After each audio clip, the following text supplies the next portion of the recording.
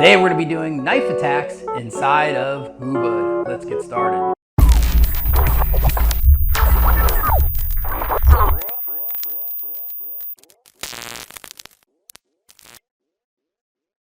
Hey guys, my name's Sean Elders and this is Pinnacle Combat Arts. Like, subscribe, comment down below, hit the bell so you can be notified every time we get a new video. Today we're going to be talking about knife attacks, angles of attack inside of Hubud. And so what does that mean? That means that you have different lines, you're in a certain range. Hubud means that you're in what they call corto mano or close quarter range. And with those ranges, you're playing a role of understanding and developing the keen sense of not just sensitivity because you're doing Hubud, but also developing your idea and understanding of lines of attack, body mechanics, looking at where that attack's coming from, and then responding appropriately in the right timing, in the right structure, okay? And then learning where those openings are as well. Because when you deal with the attack, you also come back with the counter attack, hopefully getting yourself closer to the end of surviving that altercation. So that's one of the things. So again, this is an exercise, this is a drill. These drills are here to help develop this type of skill. Today we're going to be working on single knife inside of Hubud goon teams. Okay, and we're going to be working the lines of attack. So we're doing Hubud just like we did last video. Okay, we got the Hubud. So we're going in, your hand comes in, sector's passed, pick it up, other side, he brings it up, just like that. So one, as the energy comes in, I pass it to the center line, I pick it up with the other weapon, other hand, and I toppy just like that. Okay, and so now what's happening is that as we go, I'm gonna do, the first attack I'll do to him is I will pick it up on the number 2. So actually we'll do a 3.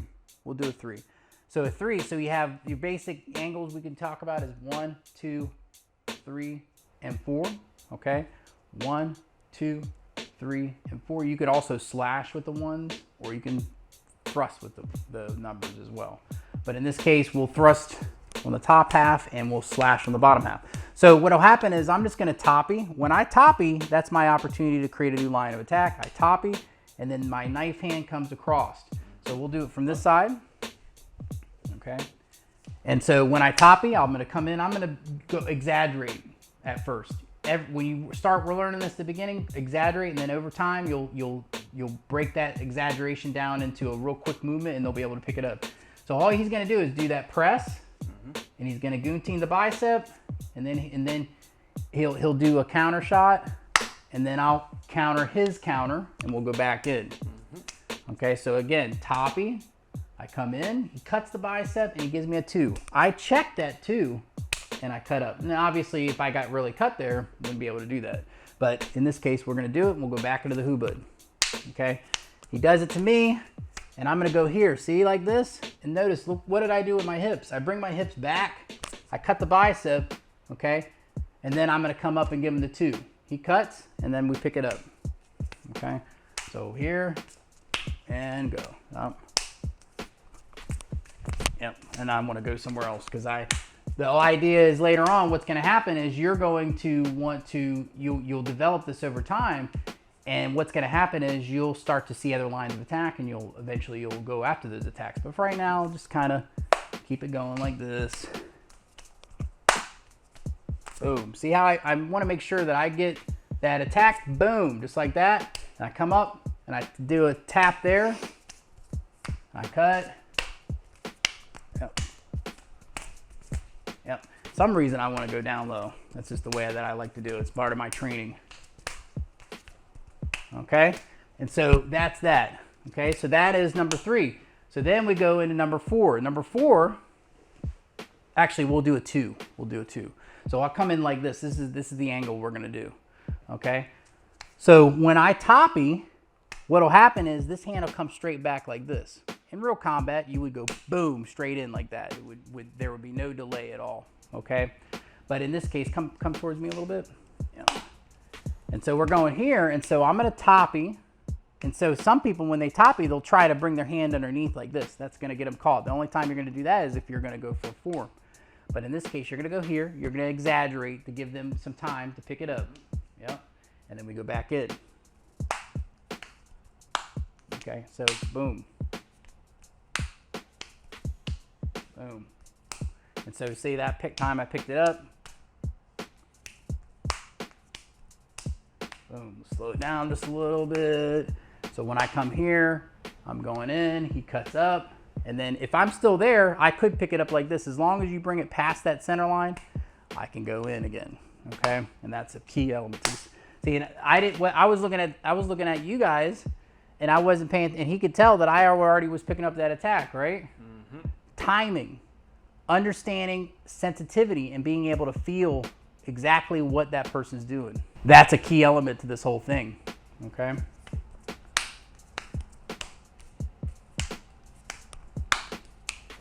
And that's the other thing.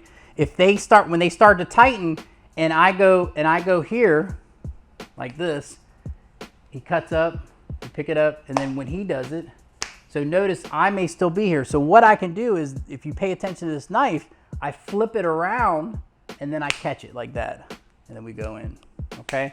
And that's a way to pick up that timing, because if he's extra fast, go ahead and do it again to me. See that? See how I turn that blade over, and then I'm coming up like that. Okay, yeah, and that's a little trick of the trade. Okay, so that's number 2.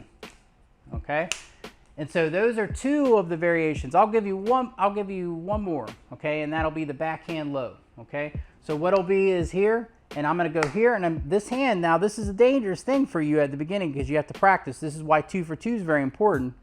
Because you need to understand these motions like this, see that, and not cut this other checking hand here. So, see, I've got 2 for 2 like this, and we need to make sure that we have 2 separate tracks, and we also need to know where our knife hand is at all times. Okay. So when I'm doing this, I'm going to go here, toppy, and I'm going to bring this inside and shoot it down. And he's going to cut down low. Yep, just like that, and he's going to go back in, and I can just pick it up like that. That's one way I can pick it up. Okay, now I could counter it. So if I go like this and he goes here, he's going to cut me there. And then a lot of times he may counter that. He'll do a punch thrust, boom, just like that. And I may put this hand here. This is why I was checking before like that, because that's actually one of the techniques that how I was taught it. And then I could catch it like that. Okay, so I go here, he goes and cuts me on that first one, and then what I'm going to do is I'm going to go here and I'm going to cut the bicep and bring that hand into that sector to maintain that sector. This hand's up, and then I can cut that arm as I go up. Okay, and so he's going to do it to me. Boom, just like that. I cut, and then I thrust, and he cuts across, and we did a triple counter on that one. Okay, nice. So after the toppy, boom. He cuts it, and sometimes if you're not picking it up quick enough later on, you could hook it like that. He checks it, and then he can just go up the top and actually cut my wrist as he goes up. So as he hooks that like that, and he can cut up like that, and then I pick it up. Okay, and so he does it to me. And notice what I want to do is I want to minimize my movement. That's an important part of this whole thing. I want to minimize. So look at what I'm doing here. When he's checking me, I am navigating. I am monitoring. Okay, so let's go back here. So as he goes to do that trap, and he goes here, he toppies. Look at what I do. He's trapping my arm right now, okay? But watch what my hand does. It goes like that, okay? And what happens is I just slap up, and then I could punch it if I wanted to, or I could just go back into the Hubud. And as a beginner in this, I would recommend just doing that, okay? Not worrying about the counter to the counter. He does it. Yep, boom, so bringing it into the sector, this hand's here, because if he slides up to cut at my neck, I'm already there. Then I could go here and then maybe go to a disarm. I don't know. Depends on what he does, right? But the idea is I chappy and I come low, he checks it here, slaps down and cuts up. Yep, and then I can come in. And that time, because I was in that sector, my hands were in that sector, I went in the inside. And so that's another aspect to it. See that? I cut up, and then I go back in. Okay? So you have 2 parts.